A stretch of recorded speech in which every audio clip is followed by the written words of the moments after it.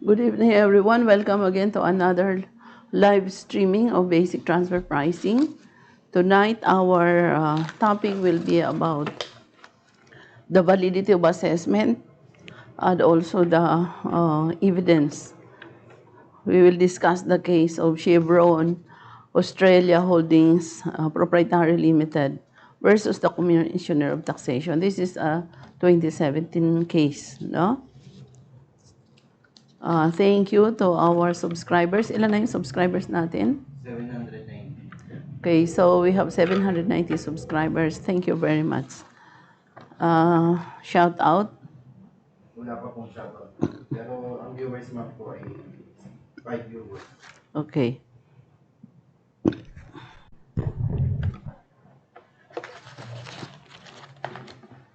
Okay. So thank you very much for the discussions. We have our validity of assessment. No? In many cases, the question will be about the validity of assessment. And what is an assessment? The assessment is the computation of taxes, especially deficiency taxes, no? Of the amount assessed against the taxpayer as additional income or additional payment for tax purposes. No, validity refers to the accuracy of assessment. No, whether or not it measures what it is not supposed to measure. Usually, when we question the validity of assessment, it refers to the law or the basis of the assessment. No? Usually, yun po yung nagiging reason kung bakit naka-question yung assessment. No? Its validity, kung valid ba yung especially the basis of the law where the assessment is based. And when it comes to evidence naman, it is broadly construed that is anything presented in support of an assertion, no? Because evident things are undoubted. There are two kinds of evidence, intellectual evidence and empirical evidence. No? The mentioned support may be strong or weak. No? Pagka strong yung evidence mo, usually, panalo yung kaso mo. Usually naman, pag mahina yung evidence mo, hindi siya able to prove ng kung ano man yung contentions mo or allegations, then talo yung kaso mo. No? So, in this case of Chevron Australia Holdings Proprietary Limited or CAHPL versus the Commissioner of Taxation, this is an appealed case, no? At sino yung nag-appeal dito? The Chevron. Ang appellant and the respondent is the Commissioner of Taxation, no? Ano yung mga issues dito? The income tax, transfer pricing, no? Yung arm's length principle, at saka yung validity nga ng assessment, and saka yung sa constitutional law nila, yung retrospective effect of tax legislation. No? Kasi kung retrospective effect yung taxation, yun nga, may effect yun sa validity ng assessment po ng tax. Okay. What is this case all about?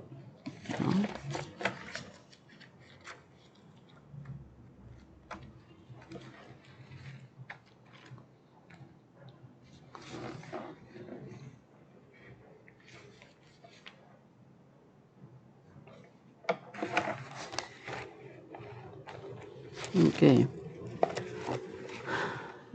Chevron Australia Holdings Proprietary Limited, in this case, challenges assessments made by the Commissioner pursuant to Division 13 of the Income Tax Assessment Act of 1936. Ito yung basis, no? Yung Income Tax Assessment Act of 1936, ito yung kine-question na basis. And or this is referred to the 1936 Act. In 5 tax years, ano yung involved dito na years? 2004 and to 2008. So, 5 years. 2004, 5, 6, 7, and 8 years. No? So, 5 years po siya, inclusive. And those made by the Commissioner pursuant to Division 815, ito, another naman to, no, na tax legislation. Itong isa naman is Division 815 of the Income Tax Assessment Act of 1997. So, mas recent yung isa, no? Or the 1997 Act. Yung isa, 1936 Act, yung isa, 1997 Act. In 3 of those 5 years, no, namely 2006 to 2008. So, yung 3 years, 2006, 7, and 8, may issue pa dyan ang Division 815, which is the Income Tax Assessment Act of 1997. No? Ano to? The assessment relate to interest paid. Ano tong assessment? No? Ang involved dito is the interest paid ng Chevron Australia to Chevron Texaco Funding Corporation. Itong Chevron Texaco Funding Corporation, this is a related party ng Chevron Australia, no? Under an agreement between them dated June 6, 2003. Credit Facility Agreement, no? So ano yung Credit Facility Agreement? Utang ng Chevron Australia sa Chevron Texaco. Okay. Each of the assessment in question was in substance made upon the basis that the interest paid by Chevron Australia, an Australian company, to its United States subsidiary, itong Chevron Texaco, was greater than it would have been under an arm's length dealings between independent parties. So, sobrang laki, no? So, hindi na siya arm's length. Kasi pag sobrang laki yung expense mo, what happened to your income? Liliit yung income mo. Liliit yung babayaran na income tax sa Australia. Why? Kasi sobrang laki ng expense na binayad nila sa US. So, anong ginawa dito ng Australia Tax Authority? Babawasan yung interest so that lalaki yung income tax, no, na babayaran. Okay. Kasi ang contention is that the amount paid to its US foreign corporation, which is the Chevron Texaco, is not arm's length. Mataas, no? Mataas. Okay. So the purpose of the credit facility agreement between parent and subsidiary was to effect an internal refinancing of an Australian currency debt of Chevron Australia Proprietary Limited and to fund Chevron Australia's acquisition of Texaco Australia Proprietary Limited. This is another related party, no? Kasi si Chevron Australia nangutang kay Chevron Texaco, bibilhin niya naman si Texaco Australia. So may ikot-ikot lang din sa kanila. Uutangin yung pera para ibili naman doon sa another related party, no? So Chevron Australia was established as the Australian holding company of the Chevron Group of Companies following the merger between Chevron Corporation, its ultimate United States parent company, and Texaco Inc. CFC was established in the group as a United States subsidiary of Chevron Australia for Chevron Texaco to lend funds to its Australian parent at about 9% interest from money raised by CFC from the issue of commercial paper in the United States at a rate of about 1.2%. So doon sa funding provided by the Texaco Funding Corporation, magbabayad si Chevron Australia ng 9% o interest. Okay. Magkano niya binayaran naman ang funding na ginamit niya sa commercial paper in United States, 1.2%. So, laki ng tubo niya, no? Kasi, papahiram niya at the rate of 9%, pero siya nang hiram at the rate of 1.2%. No? So, in June 2002, the shares in Chevron Australia and TAPL, ito yung Texaco Australia Proprietary Limited, no? Were transferred to Chevron Australia and were found by the learned trial judge to represent over 99% of the value of the Chevron Australia. The Texaco Australia shares were acquired by Chevron Australia for a consideration found by his owner to be at fair value of 1.529 billion Australian dollars. No? So malaki din itong Texaco Australia. Pero mo ang value niya is 1.529 billion. No? From a temporary interest-free loan from the transferor. No? Imagine, meron silang interest-free loan, ganun kalaki. Namely, GT Mining International Inc. Chevron Australia had owed, anong business nito Chevron? Oil, no? So Chevron Australia had owed Chevron Australian 1.9 billion before the transfer of its shares by GT to Chevron Australia on a loan from Chevron Capital Corporation. So, ang dami nilang group of companies, no? May Chevron Capital Corporation na naman. Following a return of capital to its then shareholder, the learned trial judge accepted that on June 6, 2003, Chevron Australia drew the Australian dollar equivalent of 1.45 billion under the credit facility agreement, and that on August 26, 2003, Chevron Australia drew the Australian dollar equivalent of 1 billion under the credit facility agreement. So, yung 2003 lang, August at saka June, magkano yung na-withdraw niya? 2.45 billion. No? It's a lot of money. In cash, in each of the income years in question, Chevron Australia claimed tax deduction in Australia for the interest it paid to CFC. Ito yung Controlled Foreign Corporation niya, which is Texaco, no? Sa United States. And returned as income the dividend it received from CFC as non-assessable, non-exempt income pursuant to Section 23AG of the 1936 Act. So, ito yung basis, no, ng assessment dito. Yung 1936 Act at saka yung sa isa pang assessment, yung 1997 Act.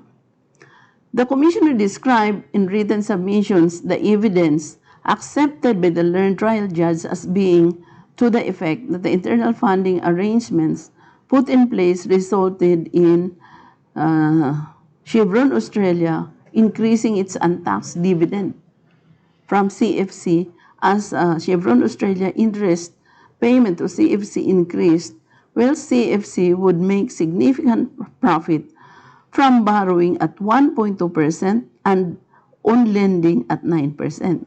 Imagine, no? Significant interest income kasi hinira mo ng 1.2%, pinautang mo naman ng 9%. So magkano tubo mo? 9 minus 1.2, 7.8%, no? Which would not be taxed either in the United States or in Australia. The economic effects of the internal financing structure put in place, in other words, included Chevron Australia's or Australian taxable income being reduced by the deduction it claimed. Kasi bakit siya reduce yung kanyang income? Kasi nag-claim siya ng deductions, interest expense na 9%. No?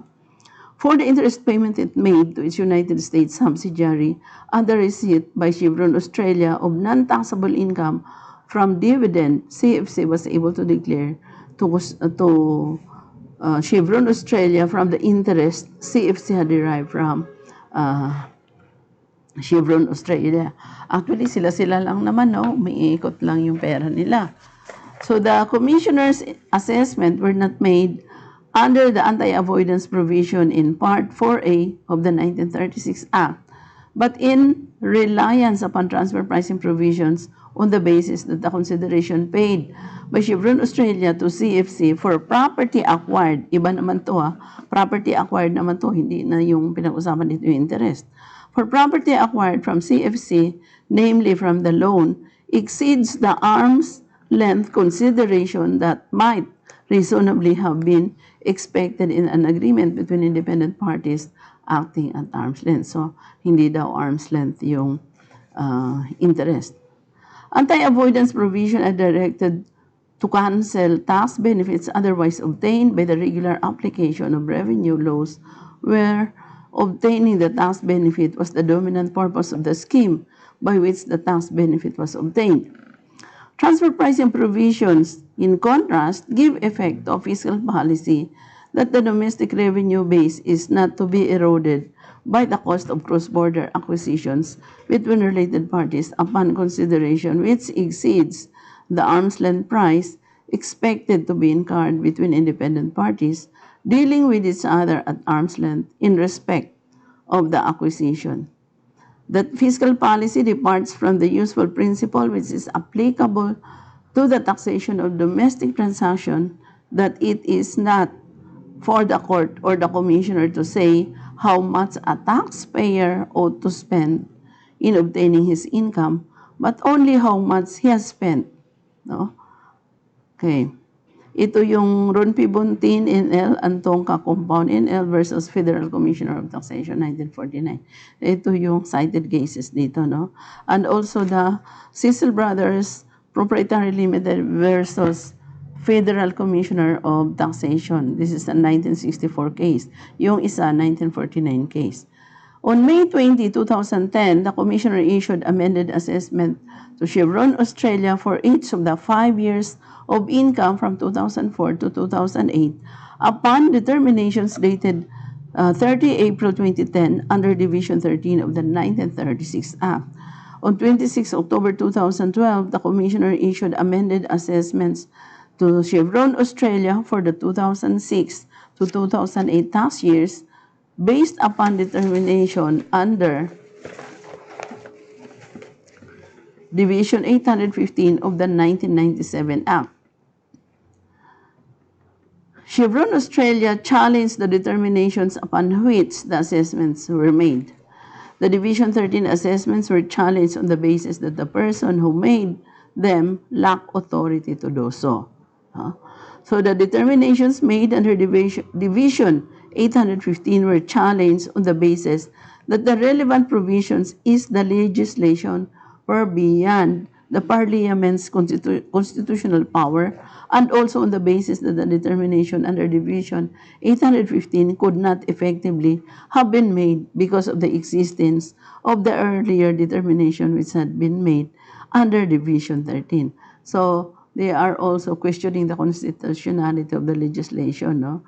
Kasi na-assess na daw under Division 13 doon sa Income Tax Act na 1936. Tapos dito naman, another assessment under Division 815 sa Income Tax Act 1997 naman. No? So yun ang kina-question. The Division 13 determination dated April 30, 2010 had been made by Mr. Gavin Roberts, an officer in the large business and international line of the Australian Taxation Office. Ito yung tax authority nila, which is equivalent ng BAR dito sa Pilipinas. Acting in the name of Ms. Cheryl Lee Field, an acting Deputy Commissioner of Taxation, the Commissioner considered that Mr. Roberts did not have the authority to make the Division 13 determination, but contended that the fact of his lack of authority did not discharge the taxpayer's burden of proving the assessment to be excessive. Wala raw authority si Mr. Gavin Roberts to make an assessment, no? Ito yung kina-question nila. Pero, dinidispute nila yung assessment to be excessive. Sobra-sobra daw. Okay. His Honor upheld the amended assessment which the Commissioner had issued on May 20, 2010, based upon the determination which had been made by Mr. Roberts, notwithstanding his lack of authority. No? So, wala raw authority si Mr. Roberts to make the assessment. A taxpayer's burden of proving that an assessment is excessive is not discharged by showing that in some respect the Commissioner earned. See Commissioner of Taxation versus Dalco, 1990. No? And then Gashi versus Federal Commissioner of Taxation, 2013. And also Rigole versus Federal Commissioner of Taxation, 2014. Ang daming cases actually na cited in this case. No? Section 175 of the 1936 Act protects the validity of an assessment. No? So, talagang you have to protect the validity of the assessment kasi when you make an assessment, may legal basis yan. No? From challenge by reason that a provision has not been complied with. Section 175 of the 1936 Act provides. Ito yung provision for the validity of assessment. Okay. So, validity of assessment. The validity of any assessment shall not be affected by reason that any of the provisions of this Act have not been complied with. Section 1771 of the 1936 Act excluded also from challenge the due making of an assessment in their proceedings upon the production of the document contemplated by that provision. So ito namang document, ito naman yung evidence, no? Section 1771 provided evidence. No? So ito na yung actually yung topic natin talaga tonight about the validity of assessment and also the evidence because this was the allegation or the contentions of the appellant, which is Chevron, Australia. No? So evidence, the production of a notice of assessment or of a document under the hand of the commissioner, a second commissioner, a deputy commissioner, purporting to be a copy of a notice of assessment shall be conclusive. No? Shall be conclusive. Evidence of the due making of the assessment and except in proceedings under Part 4C of the Taxation Administration Act of 1953 on a review or appeal relating to the assessment that the amount and all the particulars of the assessment are correct. No? Kasi ang presumption mo talaga dyan, ginawa yan ng tax authority, the assessment is correct. No? So yun ang presumption. Unless you can dispute, no? And present evidence to dispute the assessment. Section 1771 had been substituted between the time of the oral hearing at first instance and the time of the determination of the appeal by 350-10 in Schedule 1 to the Taxation Administration Act 1953. The Administration Act, but its provision were to the same effect as Section 177(1) of the 1936 Act. No? Section 350-10, Paragraph 1 to Schedule 1 of the Administration Act provides. No? So ito yung basis. Evidence. Conclusive evidence. The following table has effect. Conclusive evidence. Items. Column 1. The production of a gazette containing a notice purporting to be issued by the Commissioner for the purposes of a taxation law. No? So yun yung gazette, no, na may notice. At taxation law or a document that is under the hand of the Commissioner. No? So yung document na nasa tax authority. A second commissioner, a deputy commissioner, or a delegate of the commissioner. And purports to be a copy of or extract from a document issued by the commissioner, a second commissioner, a deputy commissioner, or a delegate of the commissioner for the purposes of taxation law. So yun daw po yung evidence, no? Can be a notice of assessment of an assessable amount. Sa column 2 naman, conclusive evidence. is conclusive evidence that the notice of document was so issued. No? The assessment was properly made, and except in the proceedings under Part 4C of this Act on a review or appeal relating to the assessment, the amounts and particulars of the assessment are correct. No? So yun ang conclusive evidence nila, the assessment are correct. No? Section 350-10 enacted in a rewritten form the provisions previously found in Section 177, paragraph 1, and is not to be taken to be different just because different form of words are used. No? See 1997 Act, Section 1-3, paragraph 2, where Section 177, paragraph 1 had previously excluded from challenge in Part 4C proceedings the due making of the assessment. Section 350-10 subsequently excludes from challenge in Part 4C proceedings whether the assessment was properly made. Okay. A significant issue, however, unexpectedly arose during the hearing of the appeal about whether either Section 1771 of the 1936 Act of 350-10 of the Administration Act applied. No? So the issue arose because Section 177 of the 1936 Act had been enforced at the time of hearing of the proceeding at first instance but had been repealed by the time of the oral hearing of the appeal. No? However, Section 350-10 of the Administration Act had not yet become operative and was not to come into force until April 1, 2017. No?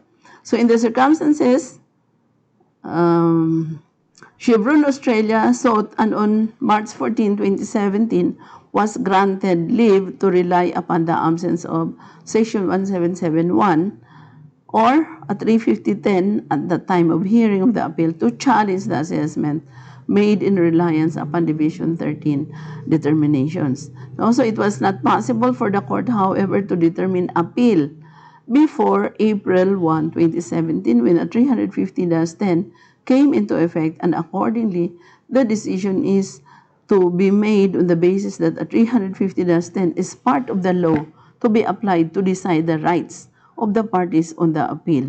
No? So ito yung Victorian Stevedore General Contracting Company, Proprietary Limited versus Dignan Informant. No? And Western Australia versus Ward. No? So the assessment issued by the Commissioner on May 20, 2010 depend upon the making of determination under Division 13 of the 1936 Act. No? So yun ang basis. On April 30, 2010, Mr. Roberts made determination in the following form. Kasi di ba ang gumawa ng assessment is si Mr. Roberts, and they alleged na walang authority, or Mr. Roberts has lack of authority to make the assessment. No? So ito naman yung contention ni Mr. Roberts. No? Determinations made pursuant to subsection 136A, Division 3 of the Income Tax Assessment Act of 1936, or the Act. I, Cheryl Lee Field, Acting Deputy Commissioner of Taxation, Large Business and International, in the exercise of the powers and functions delegated to me by the Commissioner of Taxation. Number 1, find that for the purpose of paragraph 136 AD 3A of the Act, Chevron Holdings Proprietary Limited has acquired property under an international agreement. No? So gumawa siya dito ng affidavit. Number 2, I'm satisfied for the purposes of paragraph 136 AD 3B of the Act that having regard to A, the connection between any two or more parties to the international agreement, and B, to seek the other relevant circumstances, that the parties to the international agreement or any two or more of those parties were not dealing at arm's length with each other in relation to the acquisition. So, dito, ang parang pinaka-charges sa kanila is they are not dealing at arm's length. At this is a transfer pricing issue. No? So find that for the purposes of paragraph 136 AD 3C of the Act, Chevron Holdings Proprietary Limited gave or agreed to give consideration in respect of the acquisition and the amount of that consideration, that is 162,854,342, exceeded the arm's length consideration in respect of the acquisition. No? So determine for the purposes of paragraph 136AD3D of the Act that subsection 136AD3 should apply in relation to Chevron Holdings Proprietary Limited in relation to the acquisition. So ito yung contention ng Deputy Commissioner ng Taxation. So it follows from the above that for all purposes of the application of the Act in relation to the Chevron Holdings Proprietary Limited, consideration equal to the arm's length consideration in respect of the acquisition shall be deemed to be consideration given or agreed to be given by Chevron Holding Proprietary Limited in respect of the acquisition.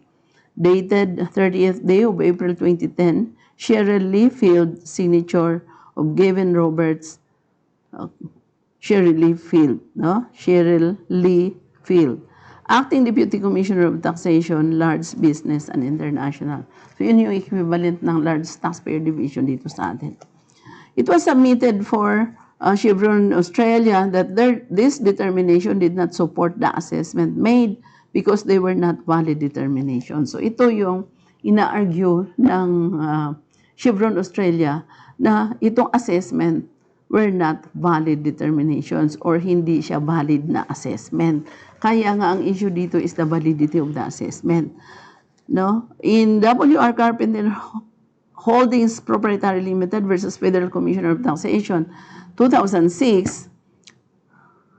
Len Green J. had said at 144 that the fact itself of the making determination goes to the substantive liability to tax. No? So, substantive liability to tax kasi ang basis or ng determination ng assessment, yun ang kina-question, which was open to be challenged, no? Sina-challenge ng taxpayer by a taxpayer in part 4C proceedings. The trial judge in the present appeal concluded, however, that determination had been made, albeit by a person lacking authority to have done so. But the lack of authority did not make them a nullity and was insufficient to establish the assessment to be excessive. No? So, kulang. Kaya nga, ang isang issue dito is evidence. Parang kulang yung evidence ng Chevron na lack of authority ang gumawa ng assessment and it will nullify the assessment. No? Sabi ng dito sa case, insufficient to establish assessment to be excessive. No? His Honor was correct in concluding that Mr. Roberts' lack of authority to make the determination did not establish the assessment to be excessive. So, hindi daw ibig sabihin na walang authority yung gumawa ng assessment, excessive na yung assessment. So, that is another issue. Provisions such as 175 together with the former Section 177, Paragraph 1 of the 1936 Act and 350-10 of the Administration Act assume procedural invalidity. Kasi alam nyo, sa procedure, no? Kaya nga meron tayong rules of court, no? Procedural yan. No? So, procedural invalidity, nagiging invalid pag mali yung procedure, no? So, in the making of an assessment, but prevent a challenge upon that basis, no? So, mali man yung procedure, pero yung insufficient pa rin siya to make the assessment excessive, no? So, the combined objective of those provisions is to ensure that the taxpayer may challenge the correctness of the amount and particulars of the assessment, but not the procedural error of the commissioner. Parang dito rin sa atin, no, na may na-encounter ako, I have encountered one case na that the taxpayer question the validity of the assessment on the ground that the examiner exceeded already the 180 days na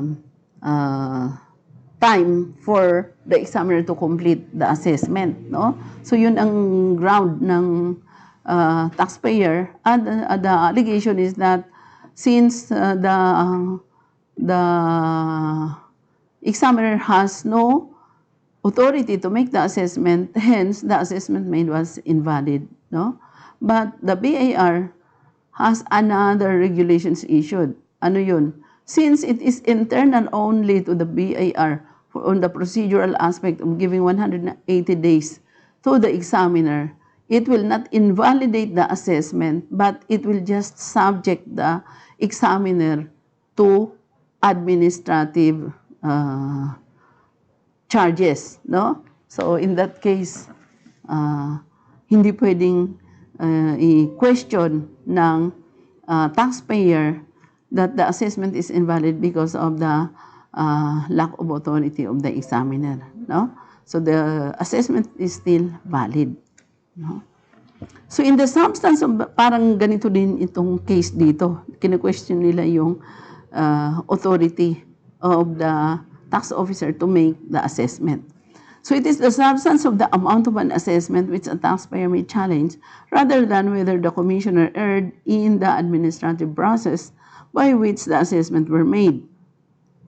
Determinations under Division 13 were made in this case, no? Albeit that they were made by a person lacking authority to make them. That absence of authority was an non-compliance with the commissioner with the provision of the 1936 Act. Ito naman yung counter nila. Which by reason of Section 175 of the Act does not affect the validity of the assessment. Ang liwanag, ha? Yan ang sinasabi. The absence of authority was a non-compliance by the commissioner with a provision of the 1936 Act, which by reason of Section 175 of the Act does not affect the validity of the assessment. So the assessment is still valid, no? Even if the person making it has no authority. And was excluded from review in Part 4C proceedings as falling within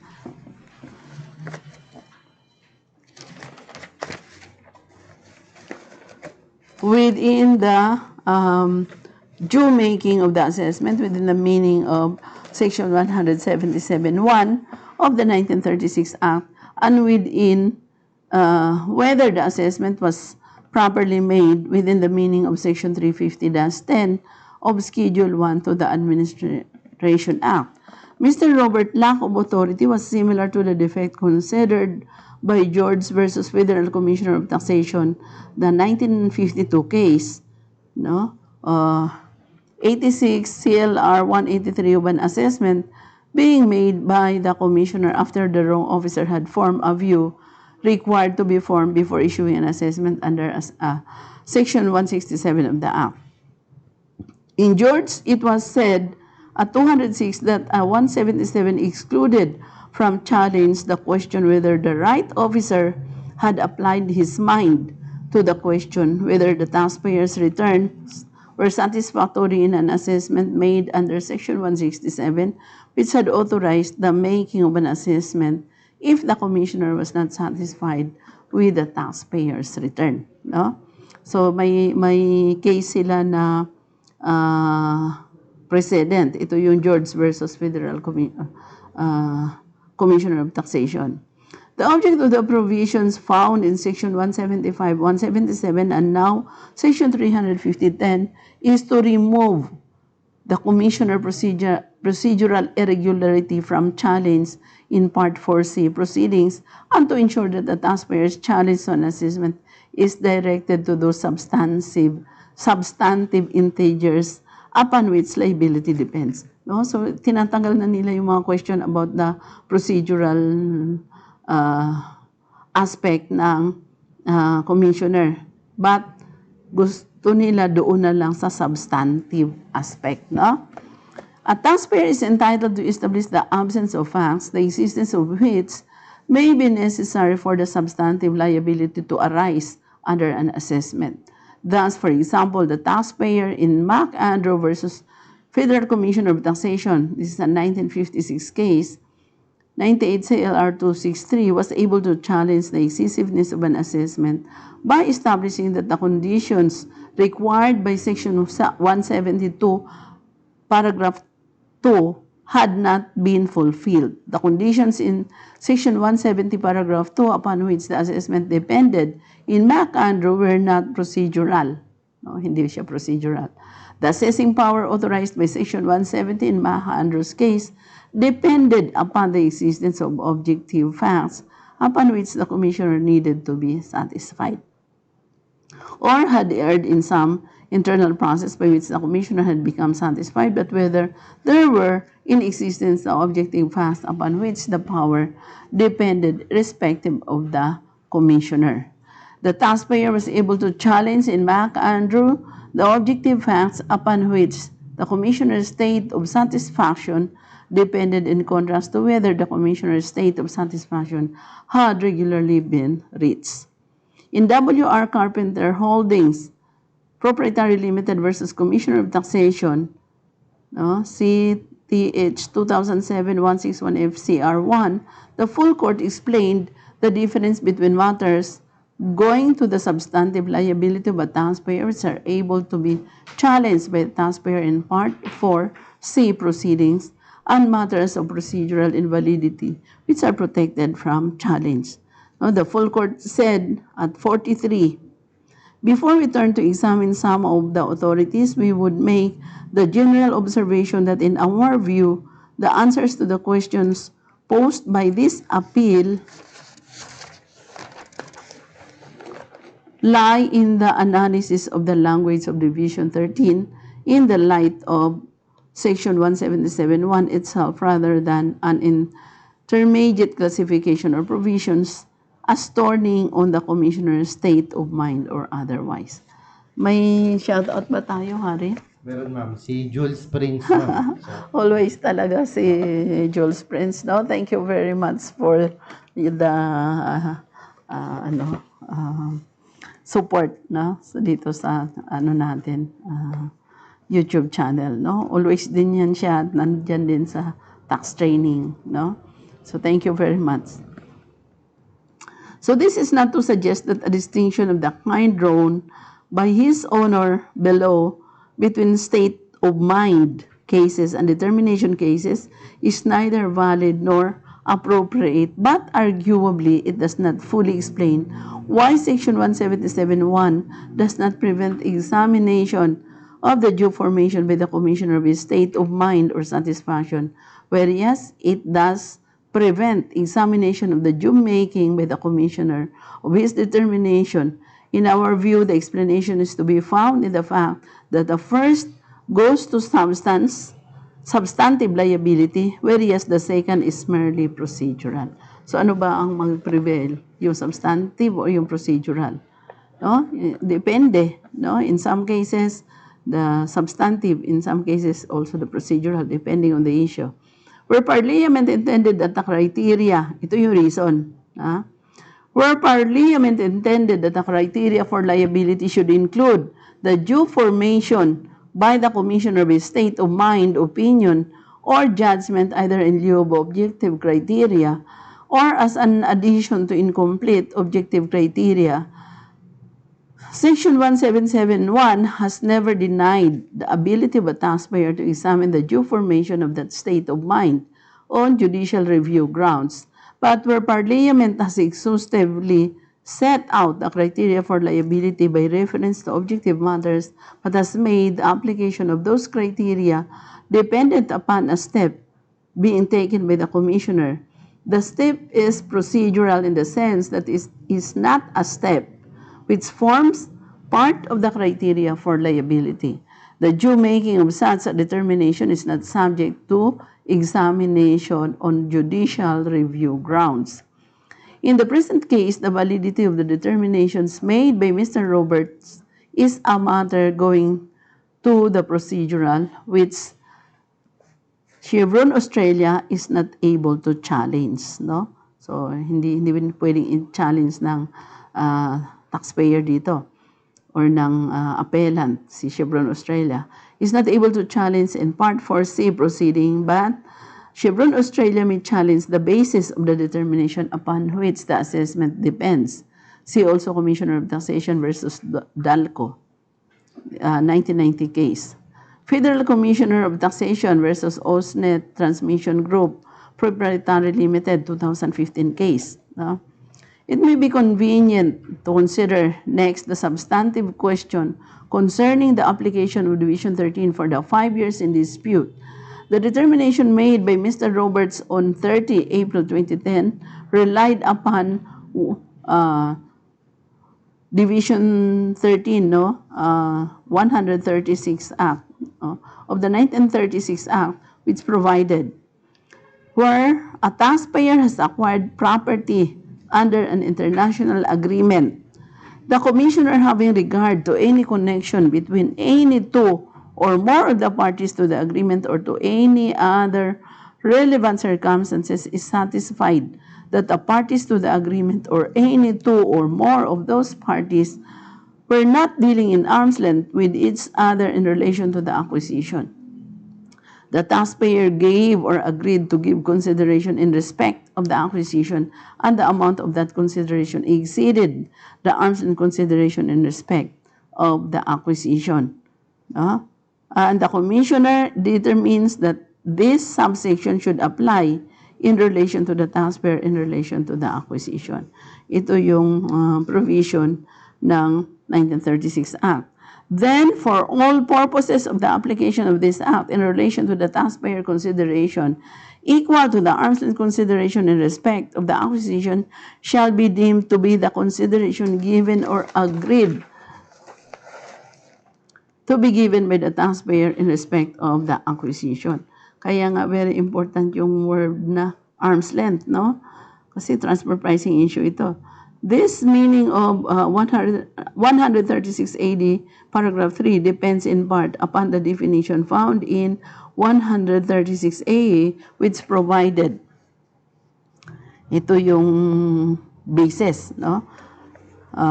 In this division, unless the contrary intention appears, acquire includes acquire by way of purchase, exchange, lease, hire, or hire purchase, and obtain, gain, or receive. Yun daw ang ibig sabihin ng acquire. Agreement means any agreement, arrangement, transaction, understanding, or scheme, whether formal or informal, whether expressed or implied, and whether or not enforceable or intended to be enforceable by legal proceedings. So yun po yung sinasabi ng agreement. Property includes a choice in action, any estate, interest, right, or power, whether at law or in equity, in or over property. Yan ang ibig sabihin ng property. Any right to receive income, that is property, or services. Services includes any rights, benefits, privileges, or facilities, and without limiting the generality of the foregoing includes the rights, benefits, privileges, or facilities that are or are to be provided, granted or conferred under an agreement or in relation to.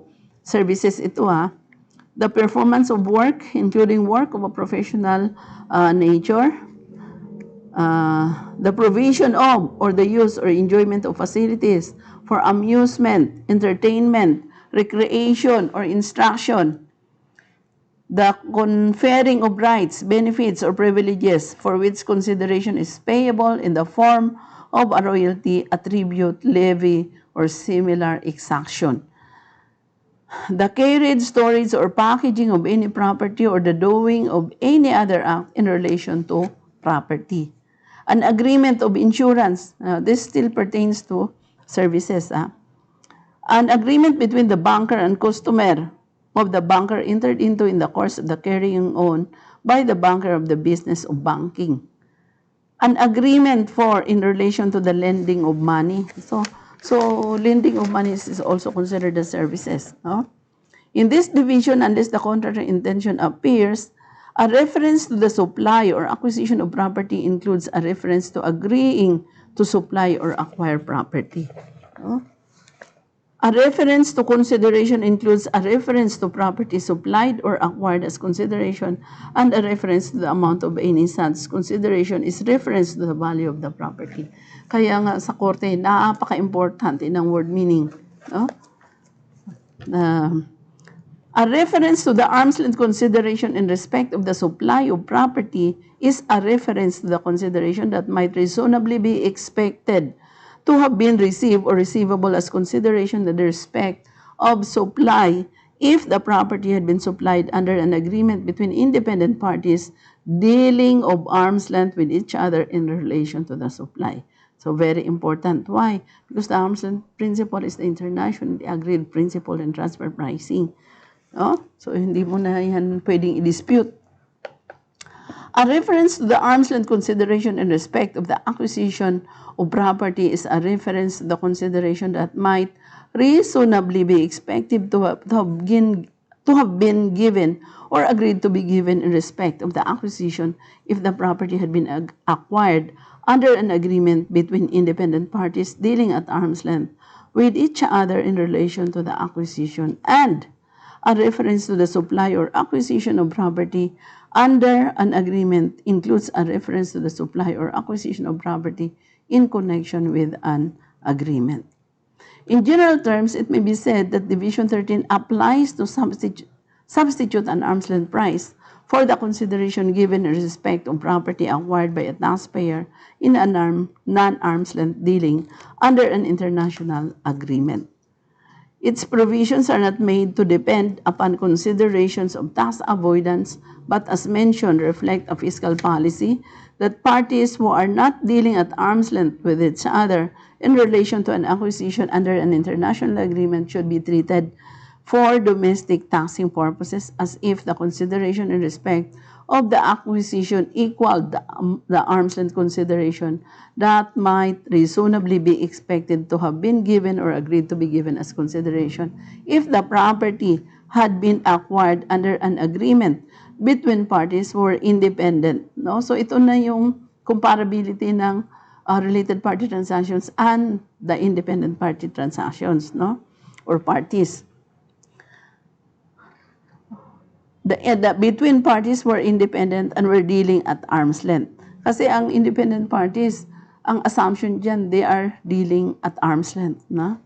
With each other in relation to the acquisition. Division 13 does not strike down all non-arm's length dealing, and it has no effect unless the consideration given in an arm's length dealing in a cross-border agreement is greater than which might reasonably be expected to have been given or agreed to be given under an agreement between independent parties dealing at arm's length with each other in respect of the acquisition. So the provision cannot apply, in other words, to a wholly domestic, non-arm's length dealing within a group of companies or to a cross-border transaction which does not have the fiscal effect caused by greater consideration being given than might reasonably be expected to be given in arm's length dealing between independent parties. Nor does Division 13 necessarily apply non-arm's length transaction between arm's length parties. This is because the objective of Division 13 is directed to international acquisition which have the effect of reducing the tax payable in Australia by non-arm's length dealing between non-arm's length parties. Bakit sinasabi nila dito na the international agreement reduce the tax payable in Australia? Bakit? Kasi yung Chevron Australia pays 9% to Texaco US, no? Yung funding agencies nila sa US paid 9% ng interest, no? So interest expense na 9% when in fact ang binabayaran niya na interest expense ni Texaco is 1.2. Bakit si Chevron Australia 9%? So ano nangyari?